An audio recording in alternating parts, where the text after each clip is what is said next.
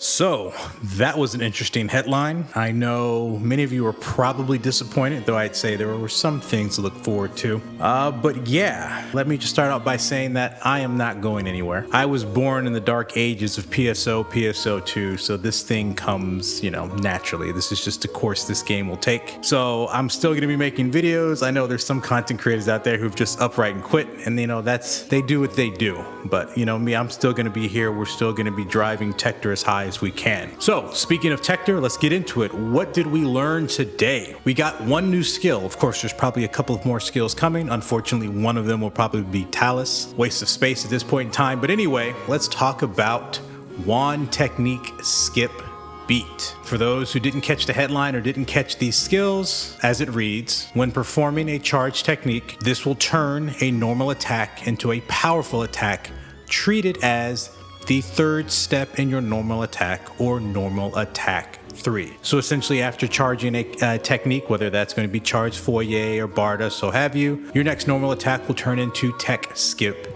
beat. Sounds pretty cool. What can we learn from the video? Well, first, let's talk about frames. And fortunately, in the headline, they showed not only tech skip beat, but they also showed wand normal 1. And so we can use wand normal 1 as a reference to figure out how many frames is tech skip beat. I estimate that skip beat is about 60 to 65 frames. Now what I did was, because in the clip or in the video, normal 1 and skip beat occur at the same frame, my method was to measure the difference in frames between the two rest state animations that occur after each normal attack. Rest state, as I am measuring it, is when the Techter's shoulders are fully relaxed and the wand is positioned nearest to the ground. With this method, I measured there was about a 27 frame difference in between the rest states. Knowing that wand normal attack 1 is 38 frames, I then add 27 frames, which totals 65. And so that's where I get my upper limit of 65 frames. Of course, we know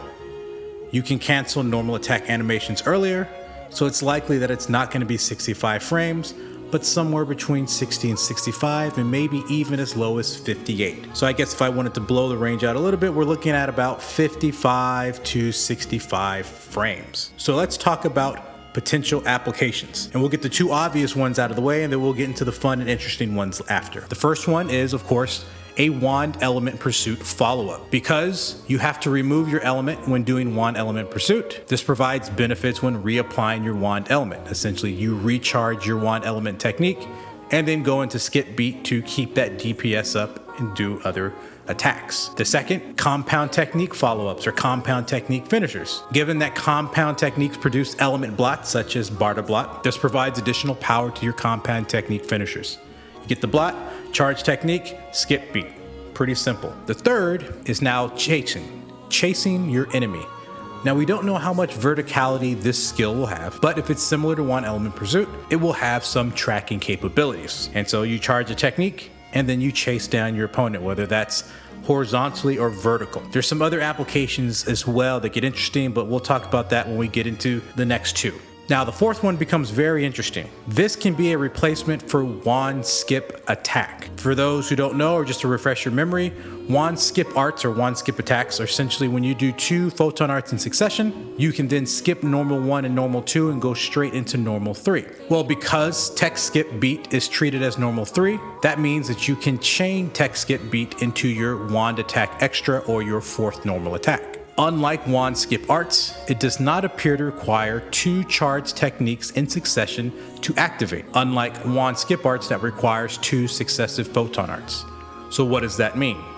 Well, that means that you can do charge swift smash, of course with encore jump, into charge tech, into tech skip beat, into wand attack EX or your 4th normal. The benefits of this is that you can, depending on your button presses and combinations, you can mess up wand skip arts to where you do 2 photon arts in a row, but you did something in between that messes up the chain, and so you lose that skip arts. But fortunately, with skip tech beat, it doesn't look like you'll have that issue, so you could essentially be more effective, do a more powerful attack, and then chain into your N4. Once again, because this is a normal 3, it likely has a guard frame as well. And the 5th one is wand lever combos. Once again, because it's a normal attack, it likely benefits from the additional attack speed and potent increases of wand levers. Specifically, now of course it changes between normals, but your normal attacks like your N1, N2 get 3 frames shaved off. Your N3, your regular N3 gets 2 frames, but your N4 gets technically about 10 frames or so shaved off, if not a little bit more. So we might see 3 to 5 frames shaved off of your tech skip beat normal 3. And so this is great because you get a lot of potency benefits with wand levers when you're using N4. That 10 frame shave off is meaningful. So the key to using this technique might be how well you can leverage both skip beat normal 3 and your wand attack EX or your wand normal 4 and their additional guard frames. When you take both attacks, that's 3 additional guard frames, which equates to an additional 216 potency on top of the damage you do from the normal attacks. So with that said, this skill could be a lot of fun because with its tracking capabilities and its guard frames, it might allow us to fight certain bosses, certain attack sequences differently than we normally would and capitalize on using these techniques. And before I forget, I should remind all the Techters out there the value you are going to receive when combining charge techniques with Encore Jump. This skill is going to be very vital in the next patch, not only for Charge Swift Smash, which you've already seen is very, very powerful, but now for your charge techniques, because it's that additional potency that change into tech skip beat, not to mention the additional potency we're getting from techniques due to the buffs and the balances patch that we're also going to receive in June. Of course, be on the lookout for next week because you know I'm going to be testing this thing to death. I've already got some ideas of how you can use this to your advantage and the fun things you can do.